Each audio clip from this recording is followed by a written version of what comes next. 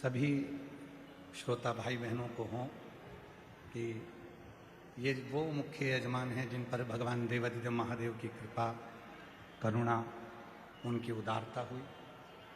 और ये पवित्र कथा आज आप और हम सब श्रवण कर रहे हैं। एक बार जोरदार ताली बजाएं सभी मुख्य यजमान के लिए। विराजी बैठिए।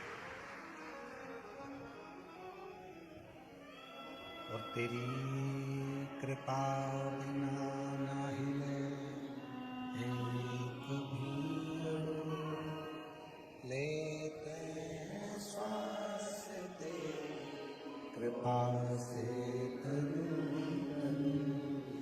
बखान क्या करूं मैं रागों के ढेर का चपटी भगवत में खजाना मुक्ति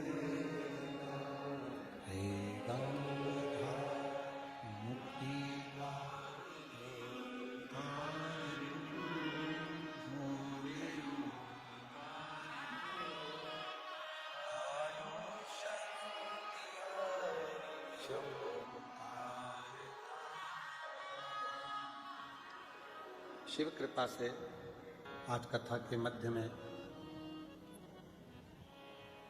श्री बागेश्वर धाम से पंडित श्री धीरेन्द्र कृष्ण शास्त्री जी यहाँ पधारे थे। आप सभी ने उनका उद्बोधन श्रवण किया। बड़े पवित्र भाव से, आनंद से उन्होंने भगवान शिव का, रुद्राक्षेश्वर महादेव का अभिषेक पूजन किया और यही कामना करी कि जो भी शिव भक्त भाव से भगवान शंकर की विरल भक्ति को धारण करे, उसके संपूर्ण जीवन में उसको खुशियां ही खुशियां प्राप्त हो, आनंद ही आनंद। डबरा में जहाँ नवग्रह मंदिर का निर्माण हुआ है, वहाँ अभी कुछ दिन पहले 3 दिवसीय कथा हम भी कर आए और वही कथा का क्रम उनका भी आज प्रारंभ होना है। इसलिए थोड़ा जल्दी उनको डबरा निकलना था क्योंकि 2 बजे की उनकी कथा है। इसलिए यहाँ से थोड़ा जल्दी आप प्रस्थान करें। एक शिव भगवान देवाधिदेव महादेव की अविरल भक्ति एक मुक्ति के पथ को निश्चित करती है।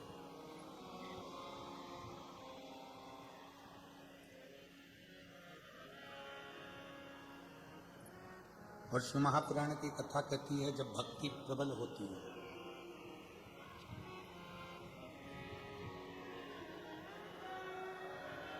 जब भक्ति बढ़ती है तो ही मुक्ति का मार्ग सहज बन पाता है।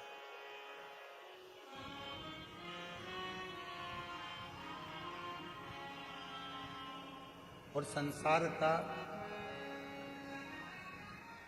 ऐसा कोई मनुष्य नहीं है, बेटा इधर के माइक को चलाओ। संसार का ऐसा कोई मनुष्य नहीं है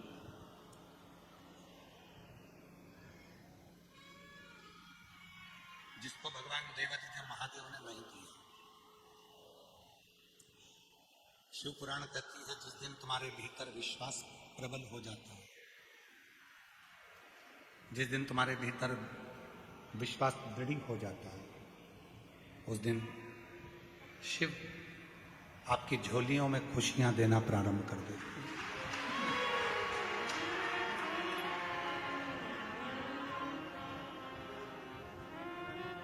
हमारे यहाँ एक शिवरात्रि को, एक नवरात्रि को, एक है शिवरात्रि और एक है नवरात्रि। इनको जोड़ा गया है रात्रि से, इनको दिन से नहीं जोड़ा गया, इनको रात्रि से जोड़ा गया।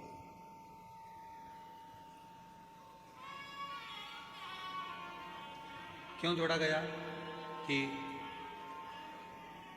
शिवरात्रि कहती है, नवरात्रि कहती है कि हर रात्रि के बाद में एक सुबह आना, उसी तरह हर दुख के बाद एक सुख की घड़ी जरूर आना।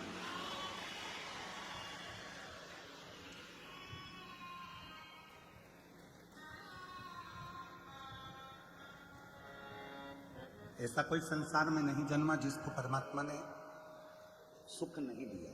थोड़ा संघर्ष हो सकता है, थोड़ा संघर्ष होगा, थोड़ा परिश्रम होगा, पर शिव देगा जी। और मैंने तेरे ही भरोसे बाबा, तेरे ही भरोसे हवा उड़ती बाबा,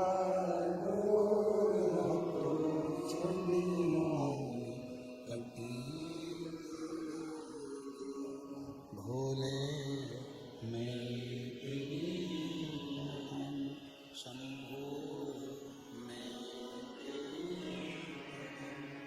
हवा बिच उड़ती बाबा, डोर पड़ती भोले में।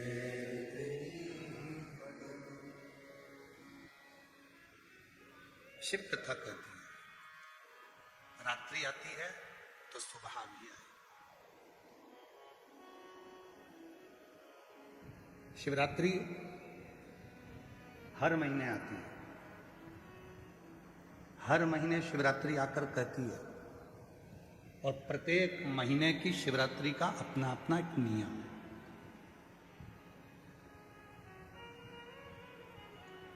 प्रत्येक महीने की शिवरात्रि का अपना नियम। ऐसी कोई शिवरात्रि नहीं है जिसका कोई नियम नहीं। और प्रत्येक शिवरात्रि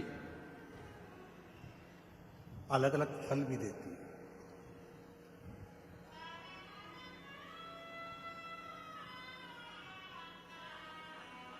कुछ ना कुछ फल प्रत्येक शिवरात्रि देती है।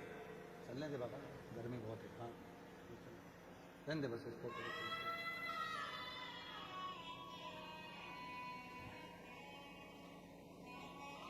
प्रत्येक शिवरात्रि फल प्रदान करती है, और प्रत्येक फल अलग अलग। प्रत्येक जैसे महाशिवरात्रि, श्रावण के महीने की शिवरात्रि, कार्तिक महीने की शिवरात्रि, बैसाख महीने की शिवरात्रि। एक शिवरात्रि श्रावण महीने की, जिसपे आप और हम पूरा विश्व पार्थिव शिवलिंग का पूजन करता है। करते हो ना आप लोग? ऑनलाइन जम के तो बोलो, सब करते हैं ऑनलाइन पूजन। पार्थिव शिवरात्रि, उस श्रावण की शिवरात्रि पर पार्थिव पूजन आप और हम सब मिलकर करते हैं। पार्थिव, वो श्रावण की शिवरात्रि। यदि कभी मौका मिले तो लिंग पुराण को और शिव महापुराण का अध्ययन करिएगा, पढ़िएगा। उसमें वर्णन आता है, श्रावण महीने की जो शिवरात्रि होती है, उस शिवरात्रि पर यदि कोई मनुष्य भूलवश भी मट्टी के भी यदि ढेले को उठाकर उस पर जल चढ़ा देता है, तो उसके घर में कभी संपदा की कमी नहीं आती। इतना श्रावण की शिवरात्रि का महत्व है।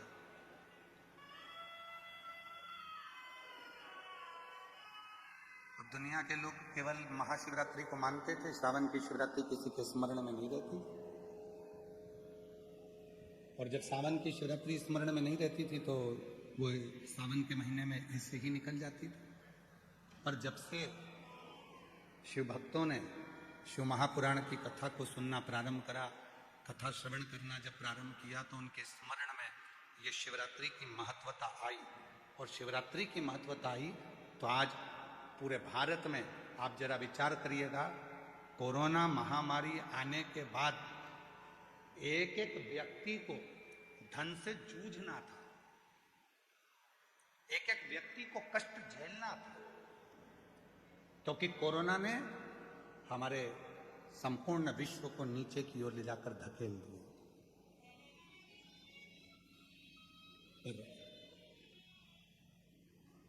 संपूर्ण देशवासियों ने जब भगवान शंकर की आराधना, एक लोटा जल और श्रावण के महीने की शिवरात्रि की पार्थिव पूजन करी और अपना संघर्ष, अपनी मेहनत, परिश्रम सबने जो करना प्रारंभ करा, तो आज हमारा भारत फिर उन्नति की ओर बढ़ गया।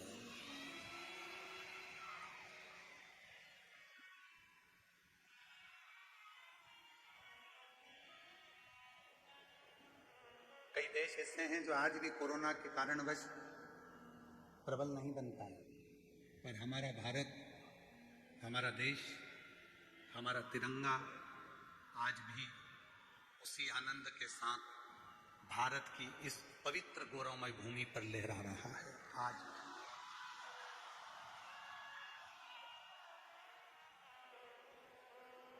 कोरोना के बाद कई देश ऐसे हैं, आप लंका को देख लो, आप अन्य देशों को देख लीजिए जो इनकी हालत खराब हो गई कोरोना के।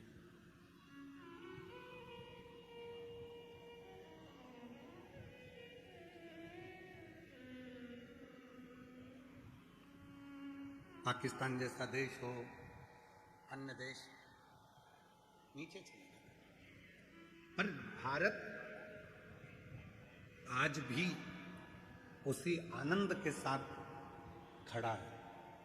उसका कारण केवल एक है, आपकी मेहनत, आपका परिश्रम, आपकी लगन और राष्ट्र के प्रति आपका समर्पण और शिव के प्रति आपका विश्वास। भगवान देवादिदेव महादेव के प्रति आपका भरोसा, विश्वास। और शंभु शरणे पड़ी मां घड़ी रे, दुख काटो कया करी न दर्शन। शंभु शरणे मागो घड़ी रे घड़ी, दुख काटो दया करी निदर्शन। शंभु शरण पड़ी मां घड़ी रे घड़ी, दुख काटो दया करी निदर्शन। एक पार्थिव शिवलिंग हमारे पूर्व के हजारों हजार पापों को समाप्त कर देता है। एक पार्थिव पूजन हमारे जीवन के ना जाने कितने कितने पाप कर्म हैं, उनको समाप्त कर देता है।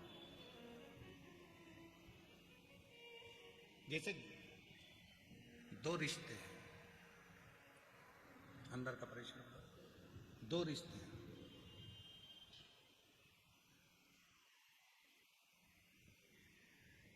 एक आपका परिवार से रिश्ता, इसकी एक उम्र होती है। परिवार का जो रिश्ता है, इसकी एक उम्र है। जन्म लिया, रिश्ते बन गए। माँ, बाप, बहन, भाई, बुआ, फूफा, मामा, मामी, मौसा, मौसी, काका, काकी, ताऊ, ताई, नाना, नानी, ये सारे रिश्ते, ये सब रिश्ते, इनकी उम्र है। ये रिश्ते कब तक रहेंगे? जब तक आप जिंदा हैं, फिर ये रिश्ते समाप्त।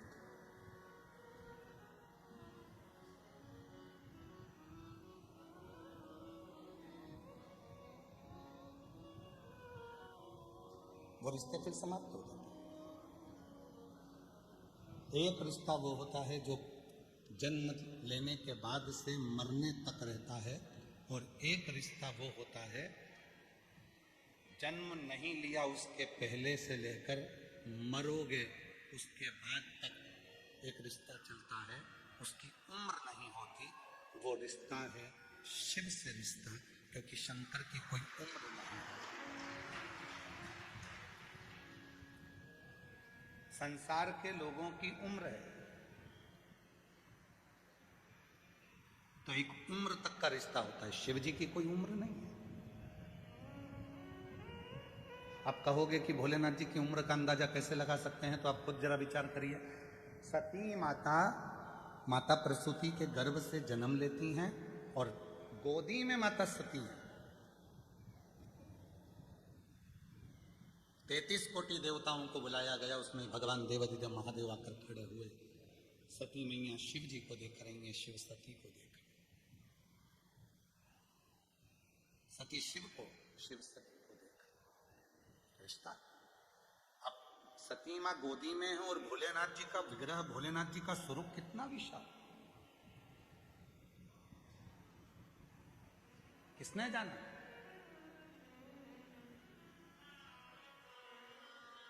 महाराज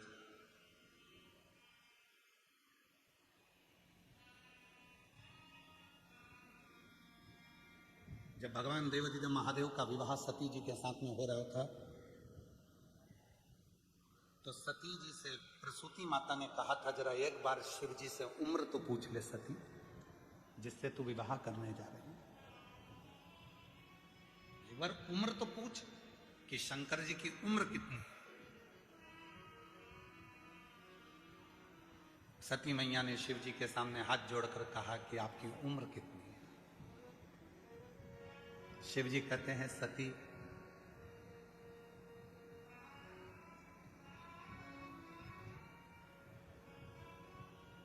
ए सती,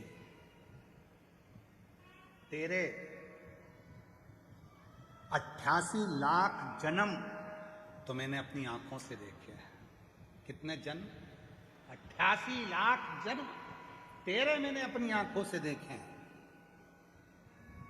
और तेरे पिता के करोड़ों करोड़ों जन्म मैंने नेत्रों से देखे हैं। अब तू अंदाजा लगा ले कि मेरी उम्र कितनी हो। और दक्ष प्रजापति के पिता को भी लेकर आओ, और उनके करोड़ों जन्म मैंने देखे। और दक्ष प्रजापति के पिता दादाजी को भी लेकर आओ, उनके करोड़ों जन्म मैंने देखे हैं।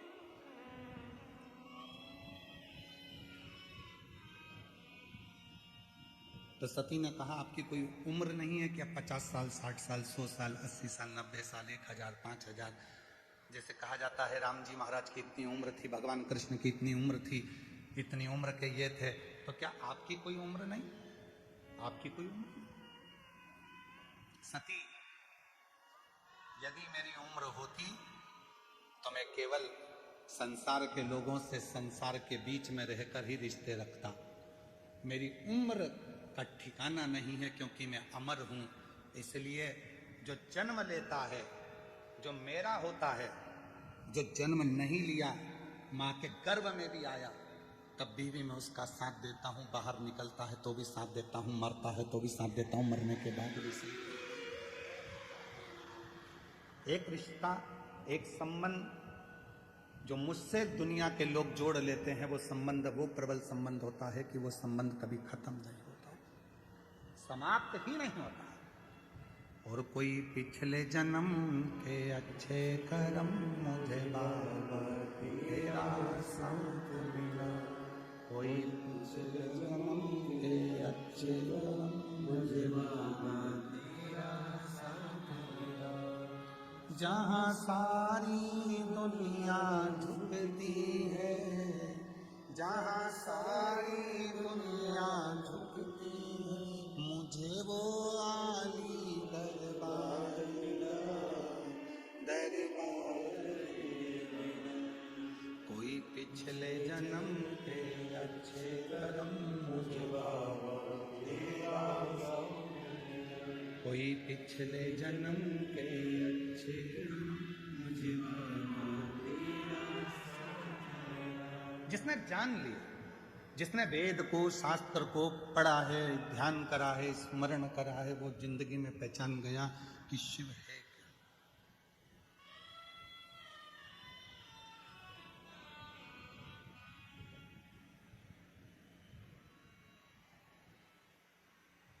महाराज जी, लोग पूछते हैं आप रुद्राक्ष का उपाय बताते हो, दुर्वा का उपाय बताते हो, बेलपत्र का उपाय बताते हो, गेहूं के दाने का उपाय बताते हो, चावल के दाने का उपाय बताते हो, मूंग के दाने का उपाय बताते हो, काली तिल का उपाय बताते हो, काली मिर्च का उपाय बताते हो। क्या ये सब हमारे पुराणों में, शास्त्रों में है? महाराज जी, मैं निवेदन करूंगा,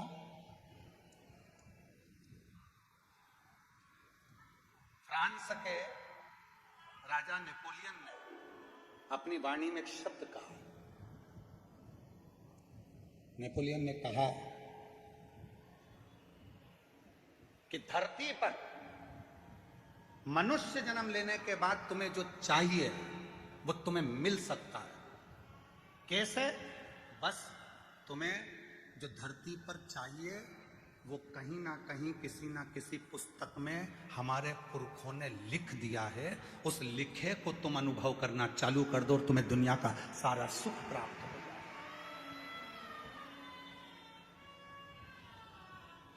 महाराज,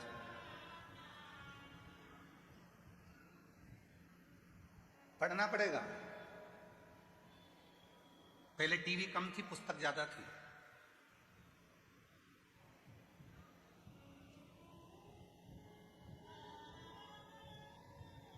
पहले टाकीज कम थे, लाइब्रेरी ज्यादा थी। पहले लैपटॉप कम थे, पुस्तकें ज्यादा थी। पढ़ना पड़ेगा। पढ़ो, अध्ययन करो, एक एक पुराण का अध्ययन करो, पढ़ो। और जिस दिन तुमने पढ़ना चालू कर दिया, हम फिर कहेंगे गीता प्रेस गोरखपुर की सारी पुराणे अपने घर में ले आओ, रोज प्रतिदिन एक एक पुराण का अध्ययन करा करो कि सियोर वाला बाबा दुर्वा चढ़ाने का बोला है तो कहाँ से बोला है, उसको पढ़ो, मिलेगा तुम्हें। अध्ययन करो, कौन सी पुराण से बोल रहे हैं मालूम पड़े। अध्ययन, सब कुछ लिखा है हमारे वेद व्यास जी ने। पुराणों में ऐसी कोई चीज नहीं है जो पुराणों में या शास्त्रों में वर्णन नहीं करा। 18 पुराण, 6 शास्त्र हमें जो दिए गए हैं, 4 वेद जो हमको दिए गए हैं, अच्छे अच्छे विद्वानों ने अपनी अपनी पुस्तकों में बहुत कुछ हमको दिया है। हम उनको छोड़कर, उसके बाद भी हम अपना सनातन धर्म छोड़कर दूसरे धर्म की पुस्तकों की बड़ाई करें तो चुल्लू भर पानी में डूब मरो।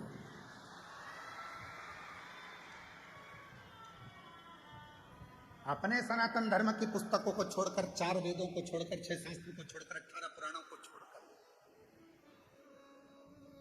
और हमें दूसरा धर्म यदि पसंद आ रहा है कि उनकी उसमें ये लिखा था तो उनके उसमें ये लिखा था तो उनके उसमें ये लिखा था। हमारे पुराणों में, हमारे शास्त्रों में, हमारे वेदों में कम लिखा है।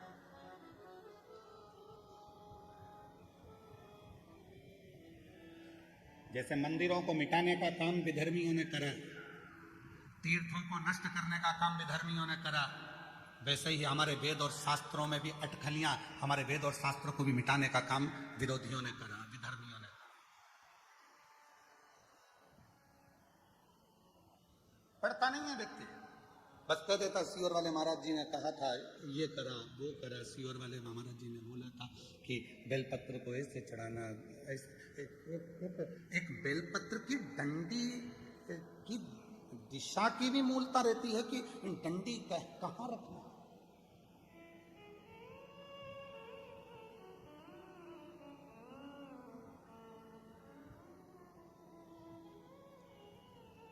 एक बार हमने हमारे सुपुत्र चिरंजीवी पंडित राघव मिश्रा जी से कहा कि हमने शिव पुराण में पढ़ा है कि बेलपत्री की डंडी का मुख संतान के लिए चाहिए तो उसको इस तरह से रखा जाता है, और बीज की पत्ती का मुख ऐसा रखा जाता है। जरा इसका असर होता है क्या? कोई ऐसा शास्त्र है क्या? कोई ऐसा साइंस है क्या?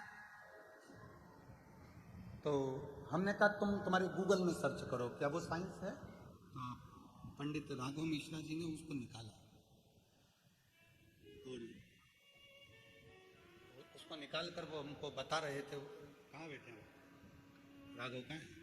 हाँ, दे उसको माइक दो, माइक दो। वहीं से बोलो। हाँ, वहीं से। कि तितली उड़ती है तो उसके पंख किस दिशा में जा रहे हैं उसका भी असर संसार के लोगों पर पड़ता है। तो एक बेलपत्र की डंडी का भी असर पड़ता है। ये गूगल कह रहा है, ये रिसर्च सेंटर कह रहा है, ये साइंस कह रहा है। प्रदीप मिश्रा तो बाद में बोला है। ये सब चीजें लोग उसको अनुभव कर रहे हैं कि बेलपत्र की डंडी प्रदीप मिश्रा जी ने यहाँ चढ़वा दी, दुर्वा यहाँ चढ़वा दी, जल यहाँ चढ़वा दिया, स्थान पर गेहूं चढ़वा दिया, चावल का स्थान ये बता दिया। तो इसका असर क्या होता है? आपने जिसको पढ़ा है क्या कहते हैं उसको? Butterfly effect. साइंस में एक बटरफ्लाई इफेक्ट बताया गया, जिसमें बताया गया कि एक चींटी अगर कन्याकुमारी में चल रही है तो उसका असर कश्मीर में पड़ रहा है। जोरदार ताली बजाकर साथ में। चींटी कन्याकुमारी में चल रही है तो उसका असर वो कहे बटरफ्लाई इफेक्ट। ये एक रिसर्च सेंटर ने रिसर्च किया कि एक तितली का पंख भी ऊपर नीचे होता है तो उसका फर्क संसार के लोगों पर पड़ता है। तो हमारी बेलपत्र चढ़ाने का फर्क हमारी जिंदगी में क्यों ना पड़ेगा? बैठ जाइए। हमने कहा हम इसको बोलते हैं, लगभग हमको बोलते इन सब चीजों को सालों हो गए। तो जरा अब इस पर साइंस कितना काम कर रहा है वो देखो। साइंस काम कितना कर रहा है वो देखो। तो राघव जी ने उसको सर्च मारा, निकाला, फिर उन सब सर्चों को देखा गया कि कितना कितना कौन कौन से देश पर केवल जरा से पंख का असर कितना होता है। फूल की दिशा, आज दुनिया के लोगों को तो भगवान को फूल चढ़ाना भी नहीं आता।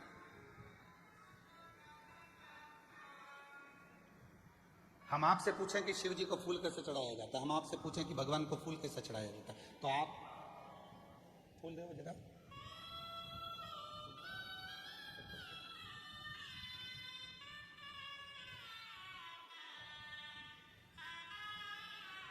आप और हम फूल कैसे चढ़ाते हैं? शंकर जी पे या देवता पे फूल ऐसे चढ़ाएंगे कि फूल का जो मुख है वो अपनी ओर रखेंगे, अपनी ओर। और डंडी का मुख कहाँ रखा? भगवान की ओर, क्योंकि भगवान जब बैठे रहते भगवान के सामने आप इस तरह से उसको श्रृंगार के भाव से जमा देते हो, भगवान के सामने ऐसे चढ़ा देते हो। अब भगवान है यहाँ, फूल चढ़ा रहे हो, मुख उधर और भगवान बैठे इधर।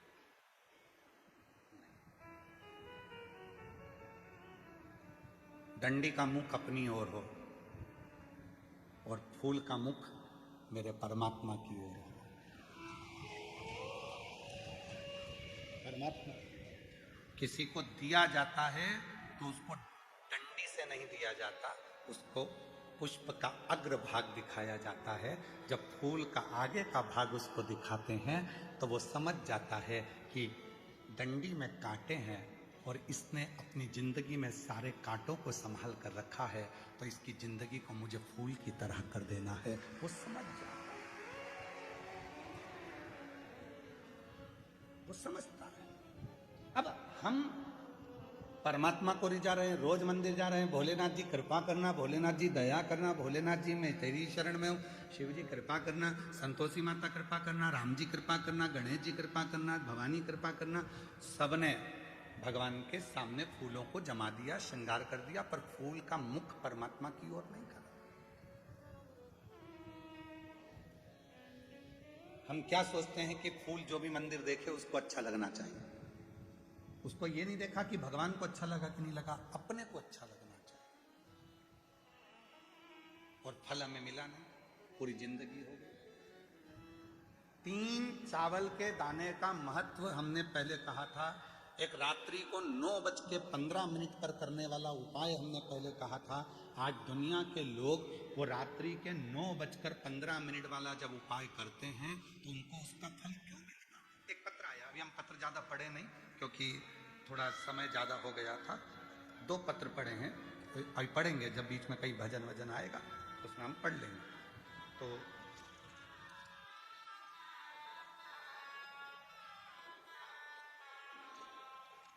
मनीषा पति सुंदरलाल सापले, जिला बड़वानी, मध्य प्रदेश से आई हैं। कहीं बैठी हैं? आप ही हैं? आ जाओ, एक बेलपत्र ले गई। मनीषा पति सुंदरलाल सापले, जिला बड़वानी, मध्य प्रदेश से आई हूं। मेरे पति भगवान पर विश्वास नहीं रखते थे। मैं जल चढ़ाने जाती थी तो चिल्लाते थे, मगर कुबेर भंडारी की ऐसी कृपा हुई कि मेरे पति अब मेरे साथ एक लोटा जल चढ़ाने मंदिर जाते हैं। एक लोटा जल की महिमा क्या बताऊं गुरुजी। पति ने विश्वास कब करा? जब मैं अपने पति को जल चढ़ाने के लिए लेकर चली गई। पति की पूरी उम्र निकलती चली गई, 45 साल की आयु हो गई और मेरे पति ने मुझसे शर्त लगाई। तेरा सीहोर वाला बाबा कहता है कि बेलपत्री पर शहद लगाकर चढ़ाकर जाओगे सफलता मिलती है। क्या मेरी 45 साल की उम्र में सरकारी नौकरी लग सकती है? पत्नी ने कहा, वो सीहोर वाला बाबा नहीं है, शिव कथा करता है, तुम मेरे साथ आज चलो। पहली बार मेरा पति शहद की बेलपत्र लेकर शिव के मंदिर गया। बेलपत्र चढ़ाने का तरीका जो आपने बताया था वैसा की वैसा ही करा, और आज मेरे पति की 45 वर्ष की आयु में सरकारी नौकरी लग गई। मैं बाबा को यहाँ धन्यवाद देने 45 वर्ष की आयु में मेरे पति की सरकारी नौकरी लग गई। मैं बाबा को प्रणाम करने आई हूं। और दूसरी बात कहना चाहती हूं, आप कहते हो गेहूं के दाने अशोक सुंदरी वाली जगह पर चढ़ाने से वैभव बनता है। मैंने बाबा को गेहूं के दाने चढ़ाए, जिससे 3/12/2025 को बाबा की कृपा से, आज बाबा की करुणा से मेरा खुद का 2 मंजिल का मकान बन गया। मैं बाबा को धन्यवाद दूं। शिव किसको कहते, शंकर किसको कहते? एक तरीका आपकी जिंदगी में हो।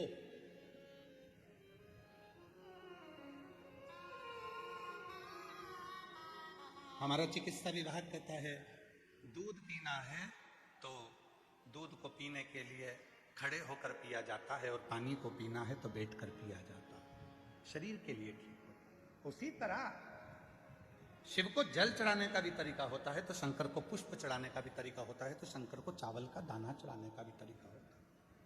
ये दुनिया के लोग जितना विरोध करना है इनको करें, पर उस विरोध का हल जब निकलेगा जब आप खुद अपनी पुराणों में अध्ययन करोगे कि सीहोर वाले महाराज ने बोला, तो बोला कहां से, उसका अध्ययन करो, उसको पढ़ो। जैसे नेपोलियन, फ्रांस के राजा नेपोलियन ने कहा कि हमारे बुजुर्गों ने, हमारे गए हुए उन संतों ने अपनी पुस्तकों में सब कुछ लिख दिया, बस उसको तुम जितना अपने शरीर पर उतारोगे उतना तुम्हारा वैभव बढ़ते चले जाएगा। आप उतारो तो शरीर। हम केवल मोबाइल तक रह गए, हम केवल लैपटॉप तक रह गए, हम केवल टीवी तक रह गए, और हम पुस्तकों को छोड़ दिए, हमने पढ़ना छोड़ दिया, हमने अध्ययन करना छोड़ दिया। सूरत वाले सोमानी जी बैठे हुए हैं, कहाँ है सोमानी जी? हाँ, ये बैठे। सोमानी जी के घर पर हम जब सूरत में गए तो इनका बड़ा पोता बहुत बोलता है, और वो बड़ा पोता हमारे पास में आकर बैठ गया, और पास में बिल्कुल बाजू में आकर बैठा। उसका फोटो भी हम कल आपको होगा तो दिखाएंगे। बिल्कुल बाजू में आकर बैठा, और बाजू में आकर बैठकर बोलता है कि बहुत आगे बढ़ने के लिए क्या करना चाहिए? तो हमने कहा खूब पढ़ना चाहिए। तो कहा ये तो मम्मी भी बोलती है, ये तो दादी भी बोलती है। तो हमने कहा गुरु भी यही बोलता है, पढ़ो, तुम बढ़ जाओ। आगे बढ़ने की सबसे बड़ी कुंजी, चाबी है तुम्हारा पढ़ना। केवल विरोध करना नहीं, उसको पढ़ो।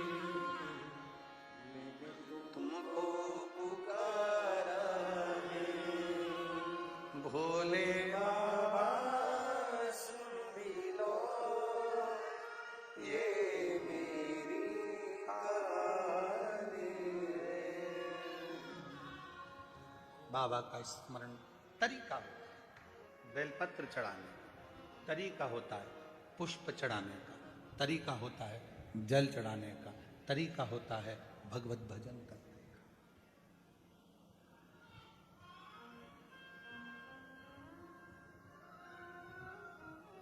सारे तीर्थों में जाइए, हम मना नहीं करेंगे, वहां तुमको जैसा करना है वैसा करो, पर कुबेरेश्वर धाम की धरा पर आओ तो 5 छोटे छोटे कंकर बीन कर उसकी आराधना साधना कर कर बैठ कर 108 बार श्री शिवाय नमस्तुभ्यम कहो।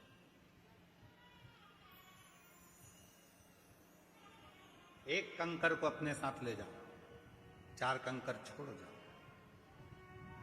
झोली पसार कर प्रणाम कर कर उसको विनय करो कि बाबा तुम्हें मेरे साथ चलना है, बेटी बहुत दुखी है, उसके दुख को हरना है, तुम्हें कृपा करना है, तुम्हें उससे भी।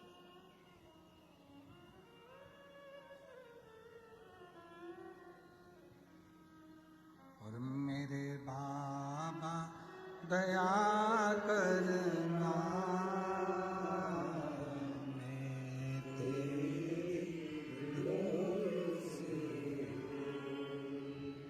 मेरे बाबा दया करना, मैं तेरे भरोसे, ना घर के भरोसे, ना परिवार के भरोसे, ना घर के भरोसे हूँ, ना परिवार के भरोसे हूँ, मेरे भोले दया करना, मैं तेरे भरोसे, भोले बाबा दया करना, मैं तेरे भरोसे। हम उसके आश्रित हो जाएं, आश्रित। कई लोग कह देते हैं, आपने कहा कि एक बेलपत्र लेना, एक चावल का दाना लेना, एक दुर्वा लेना, कभी आप कह देते हो कि कनेर का फूल के साथ लाल कलर का चावल का दाना लेना। सबका तरीका, सबका स्वरूप,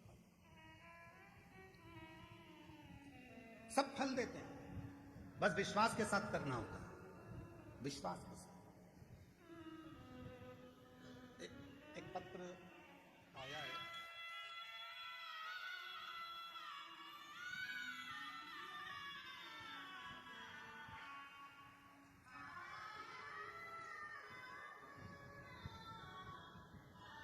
मेरा नाम कल्पना भागचंद कदम, मोबाइल नंबर मेरा ये है, छत्रपति संभाजी नगर महाराष्ट्र से आई हूं। आपके पंडाल की रच का वर्णन करूं। मेरी नातिन अणरवी पवार 6 साल की एक दिन खेलते खेलते 5000 फीट गहरे पानी के टंकी में गिर गए।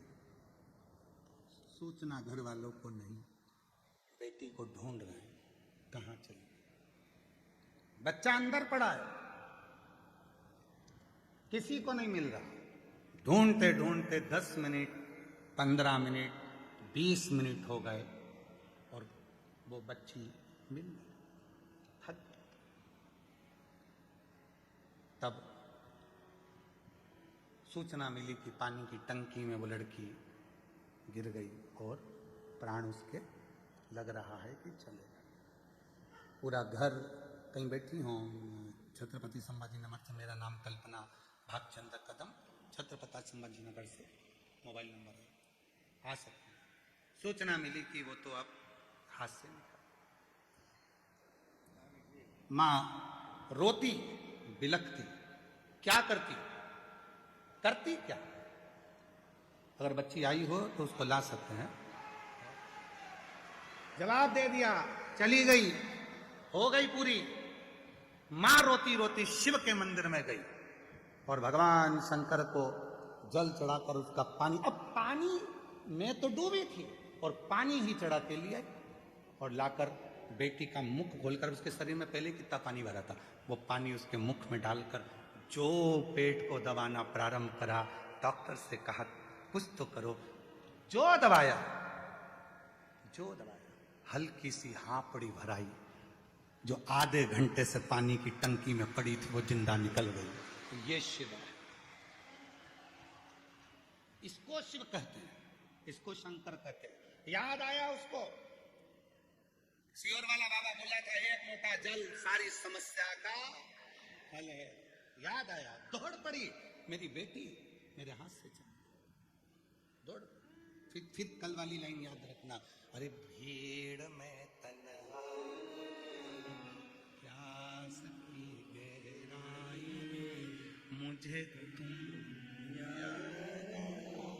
के हो, मुझे तुम याद आते हो, भीड़ में तन्हाई में प्यास की गहराई में मुझे तुम याद आते हो,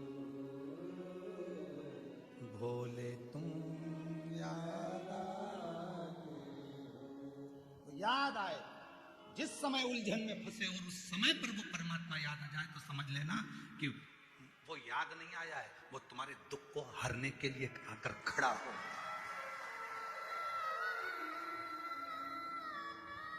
तुम्हारे दुख को मिटाने के लिए वो खड़ा हो गया।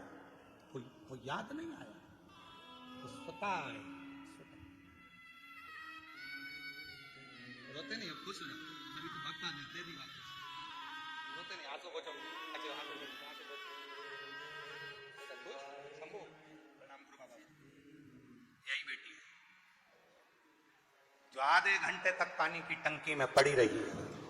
पानी शिव है, वो शंभू है, उसको शिव कहते हैं।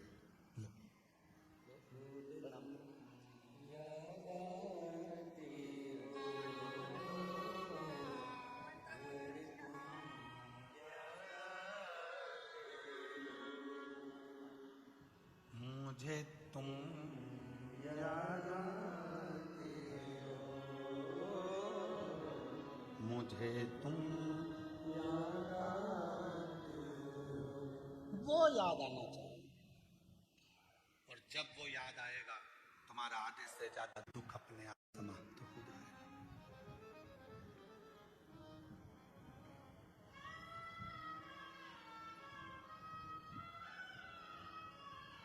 उसको याद किया, वो सामने हो। शिव पुराण केवल पुराण नहीं है, शिव पुराण विश्वास है, शिव पुराण भरोसा है, शिव पुराण दृढ़ता है। शिव के मंदिर में केवल जल चढ़ाने नहीं, शंकर जी के मंदिर में विश्वास लेकर जाना प्रारंभ करिए, शिव आपके सम्मुख में होंगे। मेरा शंकर भगवान ये नहीं देखेगा कि तेरा जो दूध शिव जी पे चढ़ा रहा है वो कितना गाढ़ा है।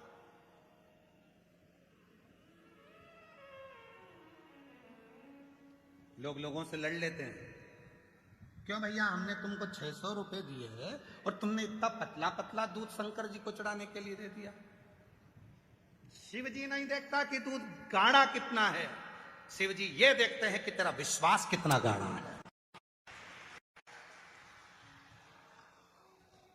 क्यों? धनियाबाई की कथा का स्मरण करिएगा।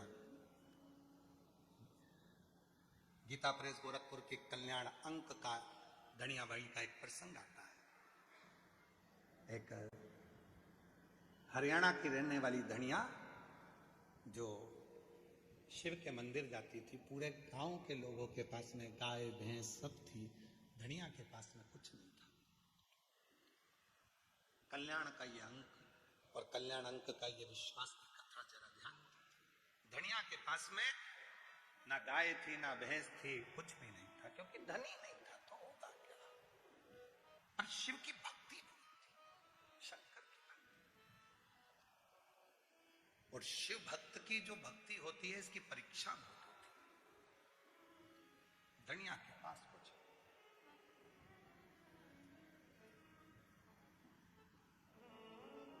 दो बेटे हैं, दोनों दिन भर काम करते हैं, थोड़ा सा जो मिलता है उससे गुजारा कर लेते हैं। जो शिवरात्रि का उत्सव आ गया, मंदिर के अंदर सारे मंदिर वालों ने निर्णय ले लिया कि कल बाबा को 1.25 कुंटल दूध चढ़ाया जाएगा और दूध लाना जरूरी है। अगर दूध लेकर नहीं आए तो कल हम तुम्हें बाबा के दर्शन भी नहीं कराएंगे और अंदर भी नहीं जाने देंगे। जो दूध लेकर आएगा वो आगे बैठेगा, जो दूध लेकर आएगा वो अग्रण्य हो, नहीं तो अंदर नहीं आना। दूध लाइए तो अंदर आइए। धन्य आज मंदिर नहीं गए। बेटों ने पूछा, माँ तू मंदिर नहीं गई? हाँ। क्यों? वो घर में दूध नहीं है ना। तो दूध नहीं है तो दूध से मंदिर का क्या मतलब? आज तो शिवरात्रि है, तुझे तो मंदिर जाना चाहिए। दूध नहीं है तो दूध से क्या मतलब? नहीं, वो मंदिर में सब ने बात करी कि कल मंदिर में जल वही चढ़ाएगा या मंदिर में वही आएगा जिसके पास में दूध हो, और वो दूध लेकर आना। वो दूध लेकर आना। बेटे गए सेठ जी के यहाँ जाकर कहा, मैं तुम्हारे यहाँ झाड़ू लगाता हूँ, थोड़ा सा दूध मिल जाता तो मेरी माँ मंदिर चली जाती। सेठ जी कहने लगे, तेरा बाप रख के गया? तेरा बाप रख कर गया है क्या दूध? रत्ती भरना दिया है। दूसरे बेटे ने अपने सेठ जी से कहा, सेठ जी थोड़ा सा दूध मिल जाता, मेरी माँ मंदिर चली जाती। काम कर, भीख मंगना है तो बाहर जा, या काम करता है ना, बस रोटी मिलती है ना, बस चल काम कर। दूसरा बेटा भी हताश। मां आज मंदिर नहीं गई धनिया। पूरा मंदिर में भीड़ लगी है, धनिया नहीं आई है। जितनी बेचैनी धनिया को शिव से मिलने की थी, उतनी बेचैनी मेरे कैलाश अधिपति शंकर को धनिया से मिलने की थी। उतनी बेचैनी। वो लाइन फिर स्मरण में लाई है, तुझसे मिलने के लिए तेरी कसम, तुझसे मिलने के लिए तेरी कसम, एक मुलाकात जरूरी, एक मुलाकात जरूरी। धनिया घर में रो रही है, बिलख रही है। आज बाबा का दर्शन शिवरात्रि पर शिवरात्रि।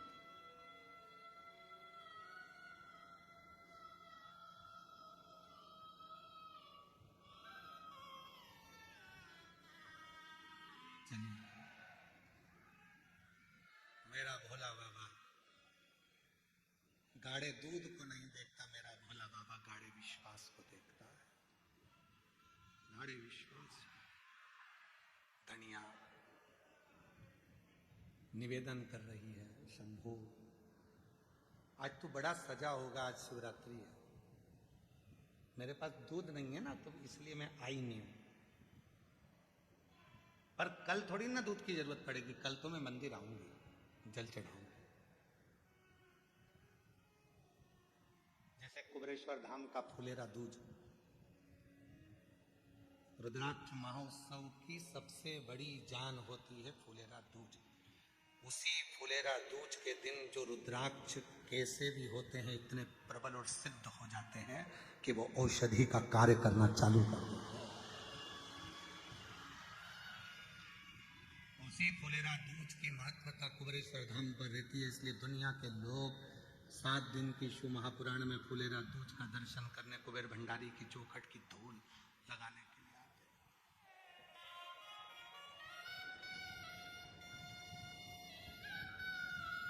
और अब की बार तो बाबा ने बड़ी कृपा करी कि कथा के छठे दिन, जिसको हम लोग शिवरात्रि कहते हैं, छठे दिन को, उसी दिन फुलेरा दूज भी पड़ रहा है 19 तारीख को। तो कथा की जो शिवरात्रि है वो भी 19 तारीख को है और फुलेरा दूज भी 19 तारीख को। फुलेरा दूज भी 19 तारीख और शिव महापुराण की कथा, शिव महापुराण की शिवरात्रि और फुलेरा दूज तीनों का संगम इस कुबेरेश्वर धाम पर, बाबा के धाम पर होगा और पूरा विश्व उसको, पूरी दुनिया उस फुलेरा दूज के महाउत्सव को देखेगी। जनमानस के आनंद का केंद्र है।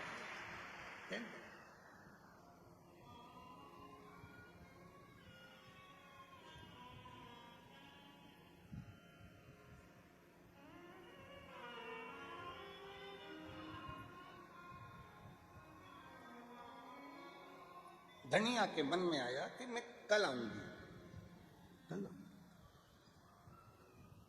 आज तो दूध चढ़ना है ना, तो मेरे पास में है नहीं, मैं कल जरूर आऊंगा, कल पहुंचू। शिव जी से वो ऐसी बात कर रही है मन मन में। आप लोगों में से कई मेरी बहनें ऐसी हैं, कई मेरी जीजियां, कई मेरे जीजा, कई मेरी बेटियां, कई बेटा, कई मेरे बुजुर्ग माँ बाप ऐसे हैं जो बैठे बैठे भगवान से बात करते रहते हैं। बात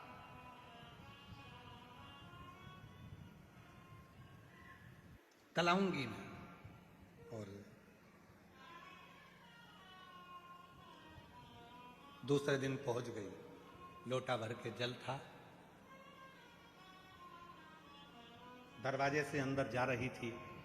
एक बुजुर्ग, मस्तक पर त्रिपुंड लगा हुआ था, बड़े बड़े नेत्र थे, बड़ा सुंदर सा दिख रहा था।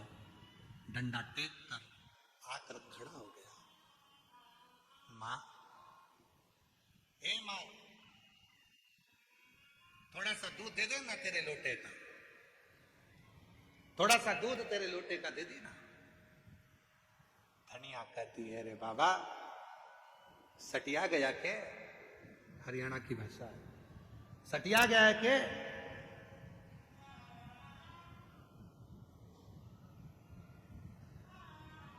ए बुढ़ा सटिया गया के तू? हरियाणा की भाषा, सटिया गया के तू?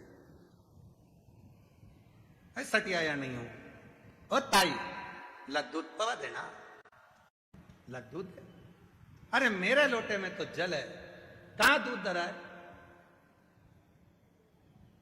दे तो दे, पानी पिला दे ला। धनिया ने जो लोटे में से जल डाला, जल तो नहीं था, दूध गिर रहा था और मेरा महाकाल पी रहा था। लोटे में से जल गिर रहा था और मेरा महाकाल पी रहा था। मेरा शंभु उसको ग्रहण कर रहा था, शिव ले रहा था। धनिया की आंख से आंसू बह गए, दौड़कर मंदिर में पहुंच गई। शिव लिंग के सामने कहती है, आज तो तेरी ये बेटी ना दूध ला पाई ना जल ला पाई। शिवलिंग में से महाकाल प्रकट होकर कहते हैं, मैंने तो बाहर ही तुझसे दूध ले लिया था। विश्वास है तो सियोर का कंकर भी शंकर है, और विश्वास नहीं है तो पूरी दुनिया में कितने भी मंदिर चले जा, तुझे शिव कभी नहीं मिल सकता। शिव नहीं मिल सकता। मेरा वो घरदानी, मेरा शंभू, मेरा त्रिकालदर्शी, मेरा कैलाशी, मेरा अविनाशी, मेरे शिव गाढ़ा दूध नहीं देखते। मेरे शंकर भगवान गाढ़ा विश्वास देखते हैं कि तेरे अंदर विश्वास कितना है, भरोसा कितना है, दृढ़ता कितना भरोसा, कितना विश्वास।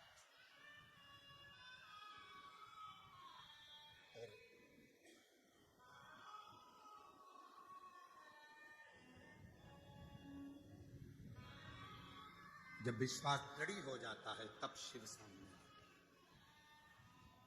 तब भगवान शंकर सम्मुख होता है।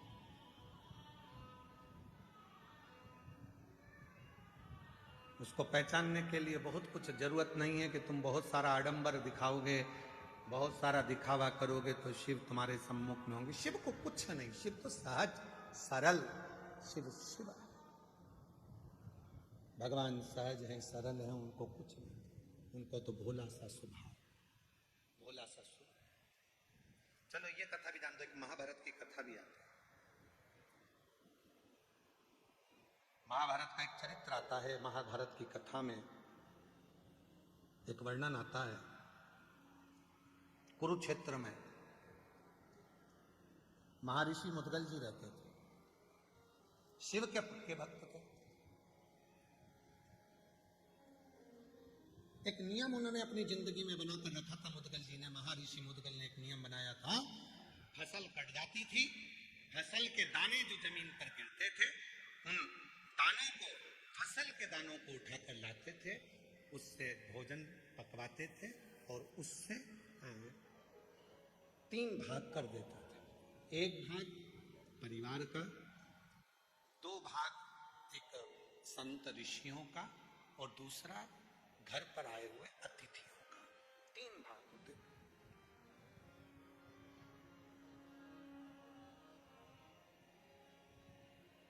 कुरुक्षेत्र में रहते थे मुद्गल जी, शिव के बड़े उपासक, शंकर की बड़ी भक्ति करते, इतनी आराधना साधना करते थे, पर नियम ले रखा था, मेरे बहू भी आएगी तो मेरे नियम पर चले, मेरे बेटे भी मेरे नियम पर चले। और पिता ने जो नियम बनाया है उस पर यदि संतान चलती है तो एक दिन उन्नति के मार्ग पर आगे बढ़ ही जाती है, निश्चित। मुद्गल जी ने नियम बनाया, और मुद्गल जी ने क्या नियम बनाया कि जो भी जमीन पर अन्न गिरेगा उसका दाना लाएंगे, उसको पिसवा कर उसका अनाज बनाकर पकाकर 3 हिस्से करेंगे। एक हिस्सा भगवान ऋषियों के लिए, दूसरा तिथियों के लिए और तीसरा अपने परिवार के। यही क्रम चलता रहा, यही क्रम चलता रहा। अब बारी आई है मेरे भोले बाबा की परीक्षा की। शिव जी ने परीक्षा लेने के लिए एक ब्राह्मण का रूप ले लिया और मुद्गल जी के घर पहुंच गए। कब पहुंचे? जब पूरी पृथ्वी पर अकाल पड़ गया, अन्न का दाना ही नहीं होता, और अन्न का दाना ना होकर अकाल जब समाप्त हुआ तो लोगों ने अपनी जमीन को जोता है, तैयारी करी है और अन्न बोया है। उसमें से थोड़ा सा अन्न उठाकर लाए थे, थोड़ा सा मिला था, बहुत थोड़ा सा। उसके भी 3 हिस्से कर दिए गए थे, एक संत ऋषि के लिए, दूसरा तिथि के लिए, तीसरा अपने परिवार के लिए। और मिला कितना था? आज 3 महीने के बाद जो खाने के लिए भोजन मिला था उसमें केवल एक गासा, एक कोरा, एक टुकड़ा हिस्से में आया था। मुद्गल जी के हिस्से में, मुद्गल जी की धर्मपत्नी के हिस्से में, उनके बेटे के हिस्से में, उनकी बहू के हिस्से में केवल एक टुकड़ा अन्न का, एक टुकड़ा, इससे ज्यादा नहीं, केवल एक टुकड़ा।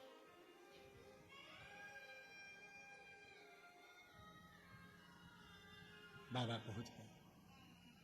बहुत परीक्षा लेता है बाबा।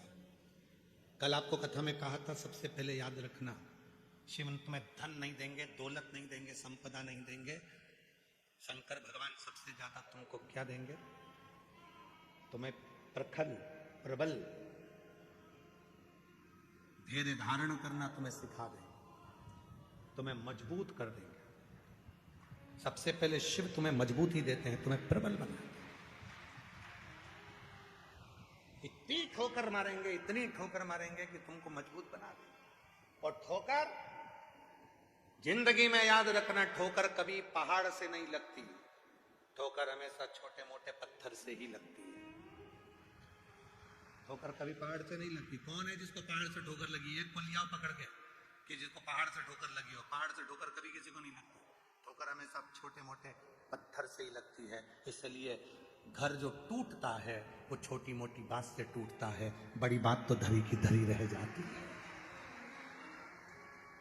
बहुत बड़ी बड़ी बात निकल जाएगी, बहुत बड़े बड़े काम निकल जाएंगे, बहुत बड़ा बड़ा समय निकल जाएगा, पर छोटा सा समय व्यक्ति को झंझोड़ कर रख देता है। वो छोटा सा, क्योंकि ठोकर छोटे पत्थर से ही लगती है, छोटे पत्थर।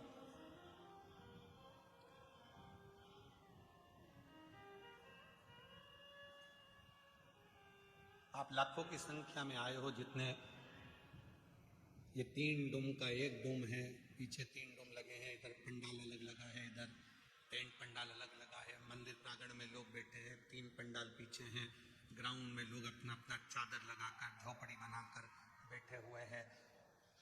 नीचे धर्मशाला के कहीं कहीं पेड़ों की छांव में लोग बैठे हुए हैं।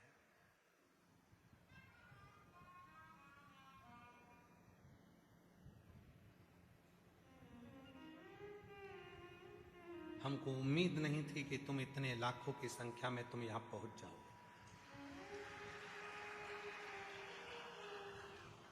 कारण अब की बार हमने कथा में बहुत कम मात्रा में निमंत्रण दिया। क्यों? क्योंकि व्यवस्थाएं करने में हमको लग रहा था कि ये पहले रुद्राक्षोत्सव वहां होता था, जगह छोटी पड़ती थी, फिर करा, व्यवस्थाओं को बढ़ाते बढ़ाते आज इस ग्राउंड को भी कहीं अहंकार होगा तो वो भी टूट गया, जो आप इतनी संख्या में पहुंचे सागर में सागर। पहले पिछले रुद्राक्ष उत्सव का रजिस्टर देखे तो उस रजिस्टर में था कि 80 कुंटल आटा एक दिन में उठता था। आज का रजिस्टर यदि आप चेक करेंगे तो 250 कुंटल आटा एक दिन में उठ रहा है।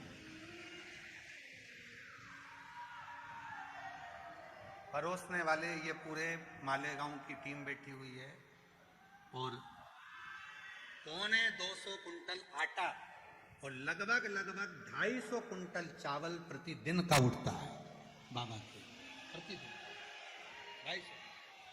उतना ही मिक्सचर, उतनी बूंदी, उतना ही मक्खन बड़ा, सब सामग्रियों का अंदाजा जरा लगाया जाए। और आप लोगों ने गागर में सागर भर दिया। समिति ने भी पूरी व्यवस्थाएं कि शौचालय आपको मिले पक्का, कहीं इधर उधर भटकना ना पड़े, जी आराम से स्नान कर सकें। 5 रुपए की पानी की बोतल, पीने के पानी के लिए बड़े बड़े, जो हमने पहले कहा था कि नगर पालिकाओं में बड़े बड़े आरओ के पॉइंट लगते हैं, ऐसा केवल कुबरेश्वर बाबा के भक्तों के लिए, बाबा के लिए लगाया। चार्जिंग पॉइंट, पार्किंग स्थल समिति की ओर से निशुल्क, पानी निशुल्क, भोजन निशुल्क, ठहरना आपका निशुल्क, सब शिव भक्तों की है, शिव भक्तों को लगा भक्ति है।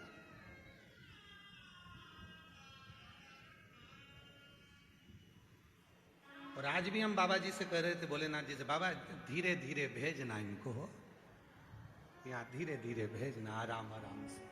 बाबा संभालना, प्रशासन संभाल रही है, तू भी संभालना, धीरे धीरे संभाल।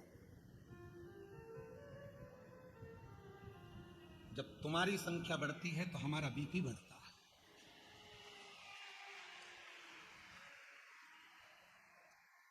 लोग पूछते महाराज जी आज तुम्हारा चेहरा उतरा है, ये बढ़ गया है।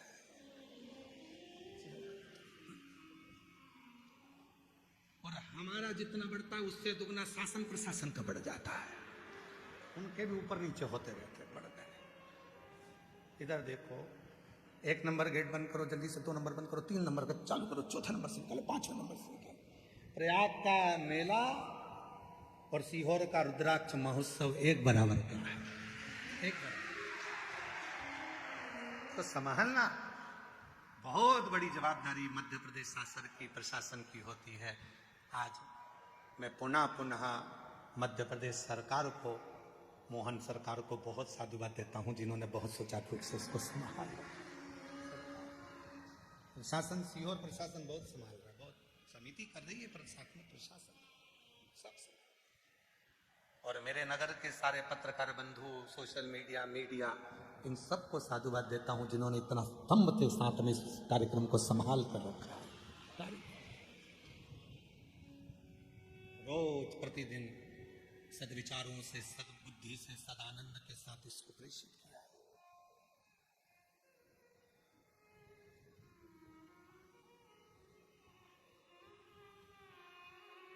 शिव कथा कर रही है, मुदगल ऋषि का चरित्र करा। शिव परीक्षा बहुत लेते हैं, बहुत परीक्षा, इतनी परीक्षा लेते हैं कि परीक्षा की फिर क्यों? क्योंकि वो तुम्हें बुलंद मजबूत करना चाहते हैं। बहुत ठोकर देगा शिव, बहुत ठोकर देगा, बहुत ठोकर पड़ने के बाद लोग स्वीकार करेंगे कि हाँ ये सत्य है।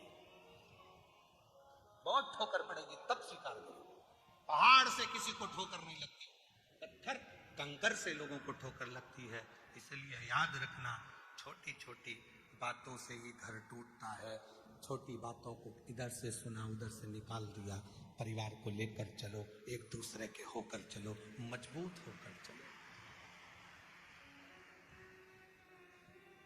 एक बहुत बड़ा वायरस आज दुनिया में आ गया है, कोरोना से भी बड़ा है।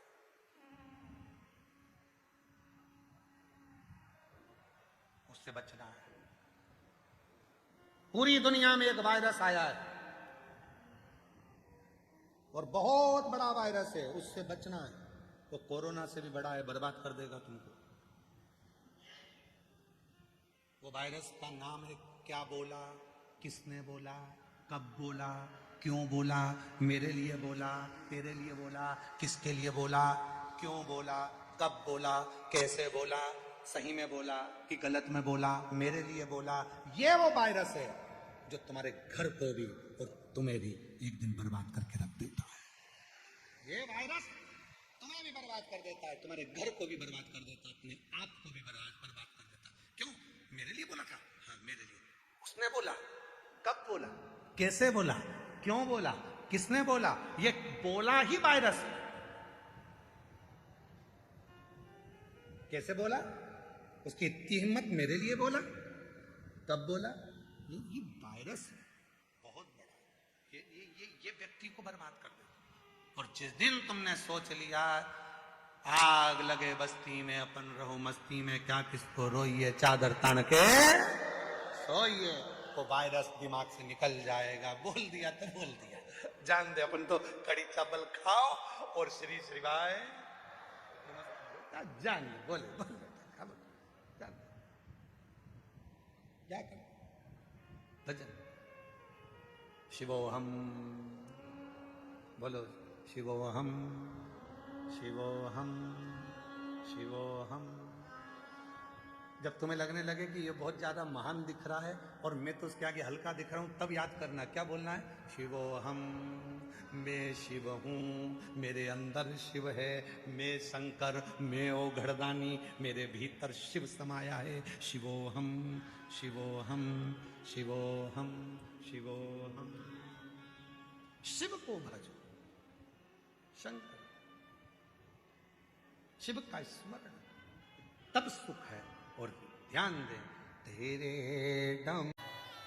अपने स्थान पर बैठकर बाबा को अपने मन का भाव कहिए, दिल से प्रार्थना करो, विनय करो, निवेदन करो।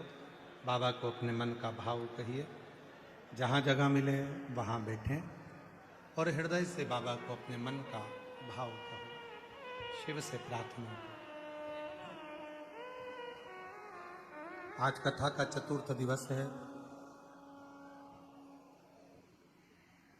3 दिन की कथा हो रही है।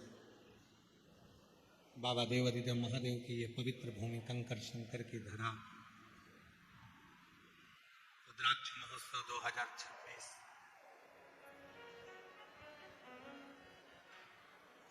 फिर 1 साल बाद मौका मिलेगा 2027 के रुद्राक्ष महोत्सव। शिव कृपा करेगा। ये कथा 20 तारीख को विराम हो जाएगी। फिर 24 फरवरी से 2 मार्च तक शिरूर, घोड़नादी जिला पुणे महाराष्ट्र में कथा रहेगी। शिरूर महाराष्ट्र की धरा पर वो कथा 7 दिन की रहेगी। उसके बाद में 10 मार्च से 16 मार्च तक भुसावल महाराष्ट्र में कथा रहेगी। फिर कथा 20 मार्च से 26 मार्च तक जयपुर राजस्थान में रहेगी। ऐसा कथाओं का क्रम चलेगा, जिसका लाभ आप और हम सब लेंगे। हृदय से बाबा कुबेर भंडारी की पवित्र धरा पर बाबा से निवेदन करें, विनय करें, प्रार्थना करें, विनती करें और अपने मन के भाव को बाबा से कहें। साथ में बोलिए, विनय करिए, निवेदन करिए।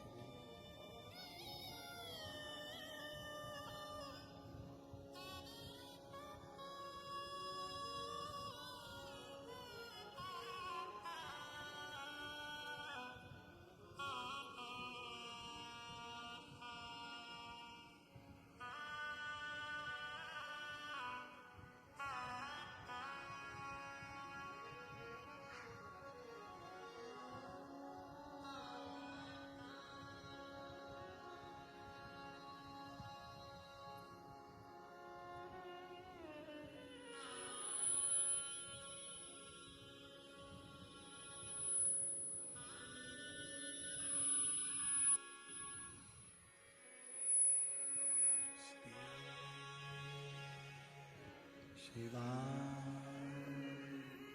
नमस्तु।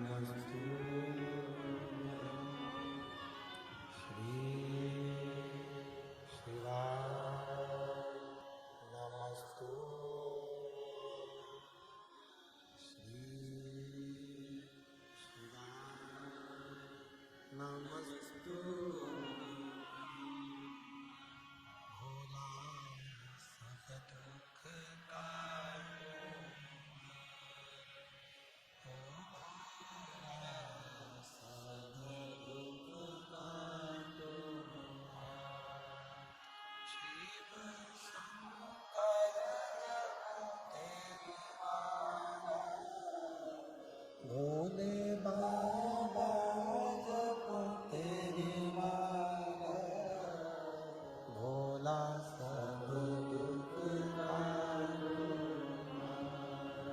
ओ भोला सब दुख काटो।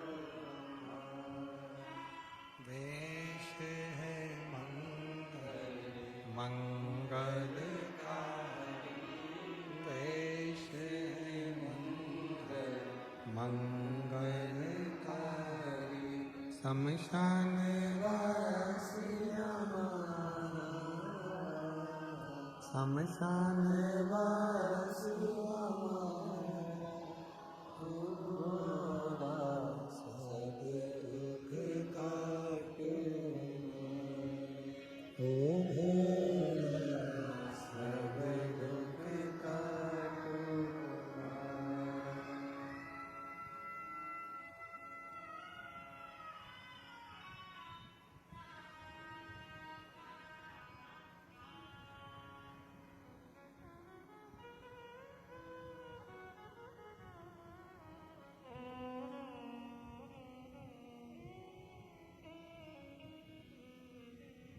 भवा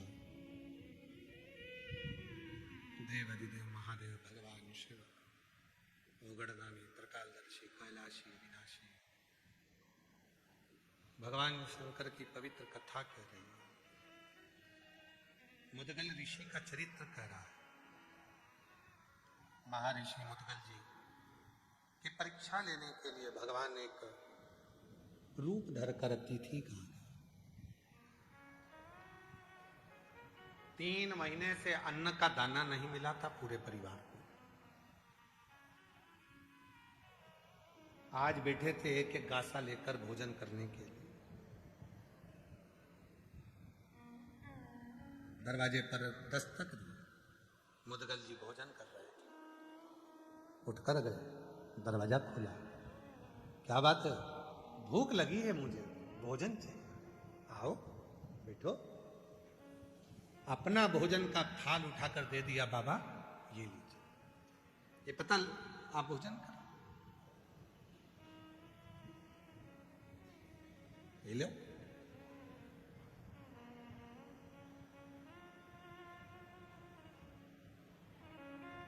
खाया भगवान भोलेनाथ ने। कहा पेट नहीं भरा है। धर्मपत्नी ने कहा अभी मैंने भोजन चालू नहीं करा, ये पत्ता लाभ लीजिए। 3 महीने बाद अन्न का एक निवाला मिल रहा था। शिवजी वो ले लिए। बेटे ने कहा बाबा हमारे पास ज्यादा नहीं है, पर अभी मेरी भूख मिटी नहीं है। बेटे ने कहा ये मेरी पत्तल ले लीजिए। बहू की आंख से आंसू बह रहे थे। पापा, पिताजी, मैं अपना भोजन नहीं दूंगी क्योंकि 3 महीने से मेरे पेट में एक अन्न का दाना नहीं गया। गर्भ में बच्चा है, उसको भी भोजन नहीं। आपका नियम हम पूरा कर रहे हैं, पर ये मेरा हक में कैसे? पति ने कहा अपनी पत्नी से, मुदगल जी का बेटा धर्म पत्नी से कहा गर्भ में बच्चा उसने दिया है तो पेट भी वही भरेगा, तू तेरी पत्तल दे। धर्म पत्नी ने पत्तल आगे रख दी, भोले बाबा ने प्रसाद पाया, बाहर निकलकर मुदगिल जी को लेकर गए और कहा, तेरे घर कभी संपदा की कमी नहीं होगी और तेरे गोत्र में भी कभी संपदा की कमी नहीं।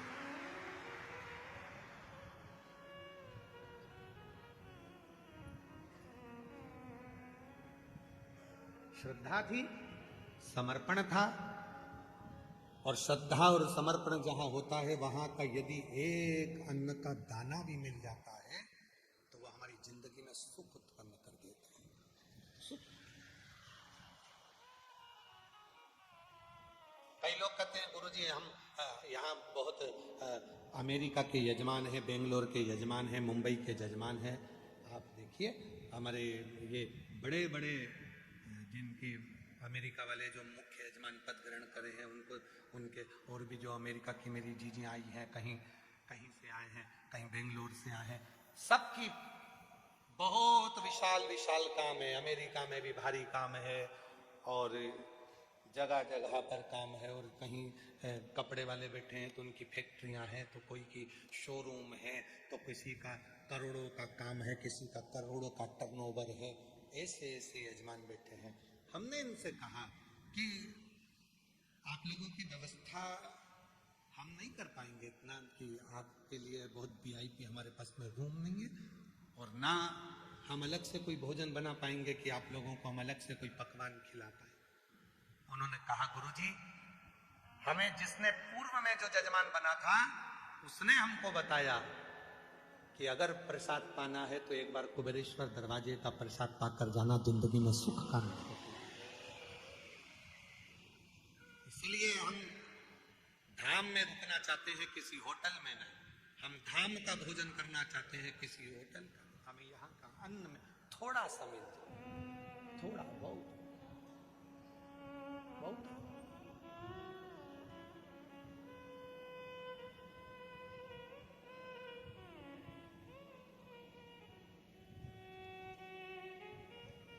अब कल का प्रसंग है। कल एक बहुत बड़े अच्छे खूब धनिक सेठ आए थे। वो अब आए रात को तो उधर का भंडारा पूरा बंद हो गया।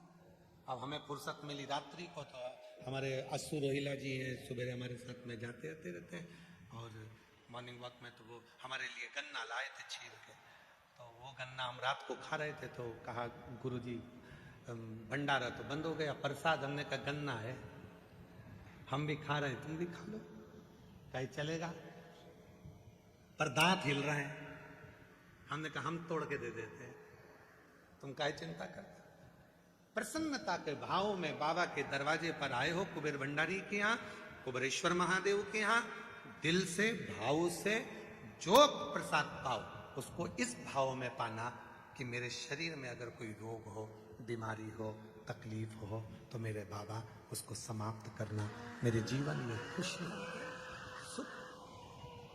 जितनी समय कुबेर भंडारी के यहाँ रहो, 2 दिन, 5 दिन, 3 दिन, 1 दिन के लिए भी अगर कुबेरेश्वर धाम आ रहे हो, रुद्राक्ष महोत्सव में आ रहे हो, तो ये भाव लेकर आना कि मेरे बाबा मुझ पर करुणा करना। बहुत आस लेकर है, बहुत विश्वास है।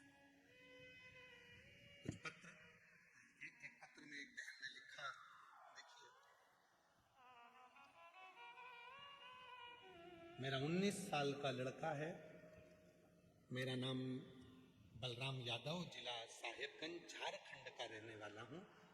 पिछले वर्ष दीपावली के समय कुबेरेश्वर धाम आया था। मुझे किसी ने कहा था कि यहाँ बाबा सुनता है, मैं आ गया।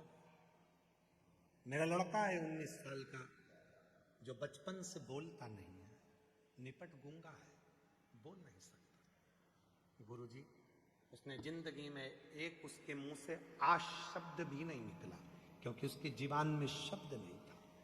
लोग उसको गूंगा कहते थे। उसकी शारीरिक स्थिति भी ठीक नहीं थी। मैं उस बेटे को लेकर बाबा के यहाँ दिवाली मनाने आया था। मैंने सुना है कि दीपावली के दूसरे दिन खजाना मिलता है। मेरा खजाना तो मेरा बेटा, मेरे बाबा से जो मांगा बाबा ने दे दिया। आज मेरा बेटा थोड़ा थोड़ा बोलना चालू कर दिया, जो 19 साल से नहीं। पत्र में कुबरेश्वर धाम आया था, फिर मैंने यहाँ पूजा की और घर चले गया। लड़का 19 साल का है मेरा बेटा, बचपन से बोल नहीं पाता था।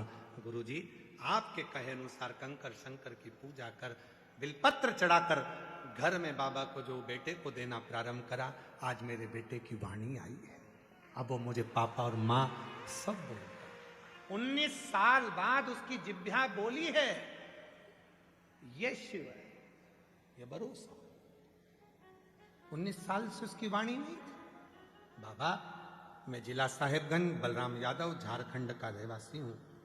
आज रुद्राक्ष महोत्सव 2026 में मैं मेरे बेटे ने अपने हाथों से कंकर शंकर की पूजन करी है और बाबा की कृपा से ऐसी कृपा हुई कि आज मेरा बेटा थोड़ा थोड़ा बोलने लगा। कहीं बैठे हों तो हाथ हिला सकते हैं, और अगर कहीं बैठे हों हैं कहाँ है? आए बेटा आया है साथ में, कहाँ है? पीछे खड़ा है जो। आ जाओ बाबू, आओ आ जाओ, एक बेलपत्र लेकर जाइए, आओ।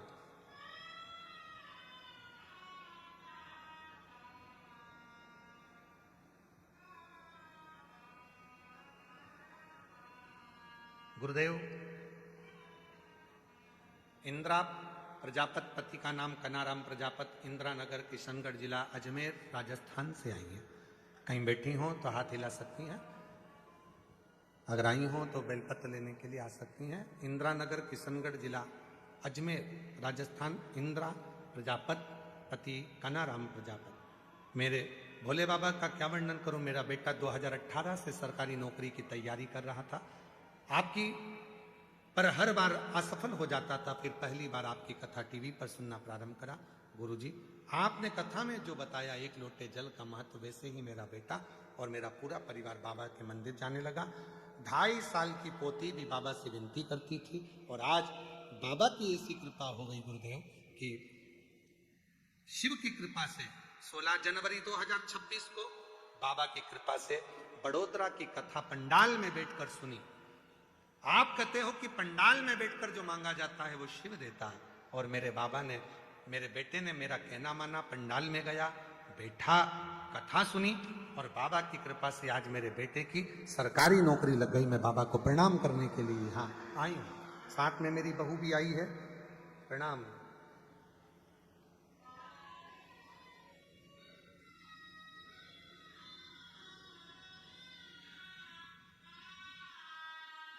शिव तत्व है। एक पत्र है, मेरा नाम आरती कुमारी है, राम प्रवेश शाह, मोबाइल नंबर ये है, घर सोरमारी, पीरापेती, जिला भागलपुर, बिहार से आए। कहीं बैठे हो तो हाथ हिला सकते हैं।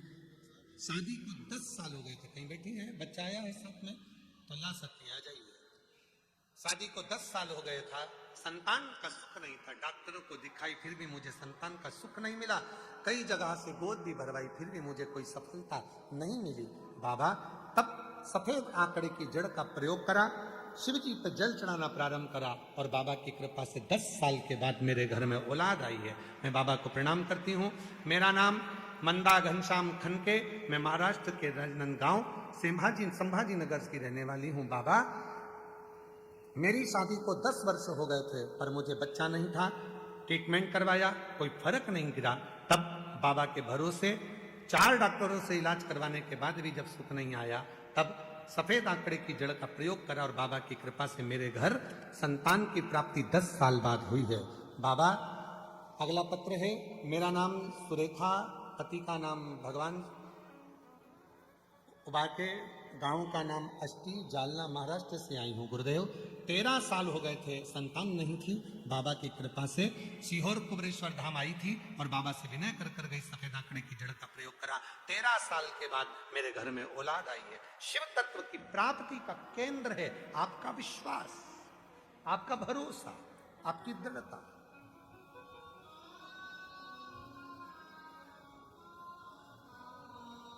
उसका विश्वास।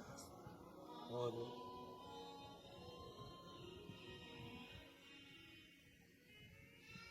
महादेव नमन चरण स्वीकार कीजिए। साथ में बोलिए सारे। ये हम अकेले नमन नहीं, आप सब कर रहे हो, और बाबा सबका कल्याण करने वाले। जितने बैठे हो दिल से बोलो, महादेव नमन चरणों स्वीकार कीजिए, सबका किया है मेरा भी उद्धार कीजिए, उद्धार कीजिए। हे त्रिपुंडधारी, हे त्रिशूलधारी, हे त्रिपुंडधारी, हे त्रिशूलधारी। चरणों में तेरे बाबा जी पावन है चारों धाम। माइक है।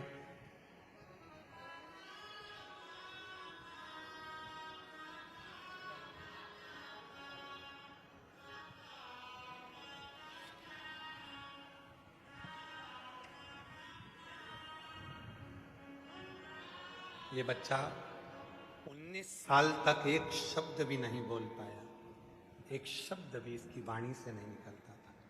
डॉक्टर निपट गूंगा बधिर का एक सर्टिफिकेट दे दिया। आज शिव की कृपा से कुछ शब्द इसकी जिह्वा पर आए। पापा, मम्मी, बाबा, नाना, ऐसे शब्दों का जब प्रयोग चालू हुआ है तो बाबा इसके शब्दों को पूरा पापा, पापा, पापा, मामा। एक एक शब्दों का प्रयोग इसको धीरे धीरे, जो 19 साल तक नहीं बोल पाया, उसको बाबा ने पिता का नाम तो दिया है, माँ का नाम। धीरे धीरे वो शब्द बाबा पक्का है। रोते नहीं बाबा, बच्चे खुश बोला